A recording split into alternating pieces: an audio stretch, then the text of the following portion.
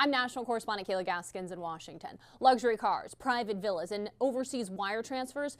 Newly obtained documents are laying bare just how far a group of Minnesota fraudsters went to blow through hundreds of millions of dollars in taxpayer money. Money that was supposed to feed hungry children during the pandemic. It was one of the largest COVID-era fraud schemes in the country. We're not even at the end of the beginning of our pursuit of the stolen money and of the people who stole it. In Minnesota, investigators say the defendants, many of Somali descent, turned a federal child nutrition program into their personal bank account and then went on a global spending spree.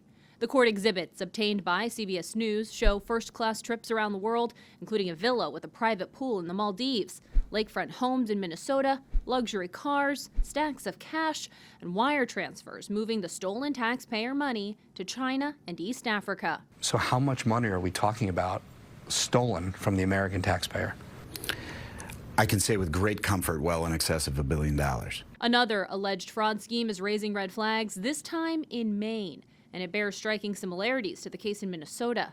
In this instance, a Somali American, Dr. Abdullah Ali, the executive director of Gateway Community Services, is accused of defrauding the state's Medicaid program. You shouldn't be able to rob taxpayers of millions of dollars and just get away with it. Critics accusing Minnesota leadership of deliberately turning a blind eye to warning signs schemes were underway. They're concerned about, maybe being called racist or bigoted. The corruption went on and on and on for years because there was this climate of fear of wanting to raise these issues and disrupt the political networks that were benefiting those elected leaders in power. Republicans on Capitol Hill launching an investigation into Minnesota Governor Tim Walz, accusing him of letting the fraud run rampant on his watch. Of course, we always wish we would have known more sooner. Were there state employees that should have known more? Yes. It was the lack of skepticism around these programs. So retrospectively, you always want to do more, but complaining about it doesn't get there. The Treasury Department conducting their own probe to determine how much, if any, of the stolen money from Minnesota that was wired overseas ended up in the pockets of